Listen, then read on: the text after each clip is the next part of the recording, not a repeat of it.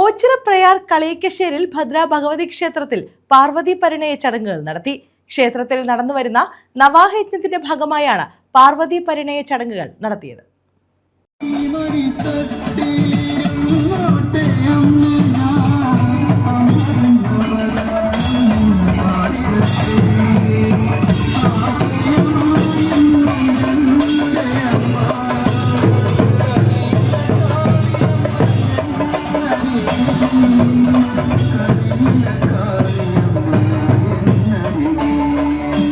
ഓച്ചിറ പ്രയാർ കളിയിക്കശ്ശേരിൽ ശ്രീ ഭദ്ര ഭഗവതി ക്ഷേത്രത്തിലെ ദേവി ഭാഗവത നവാഹയജ്ഞത്തിന്റെ ഭാഗമായാണ് പാർവതി പരിണയ ചടങ്ങുകൾ നടന്നത്.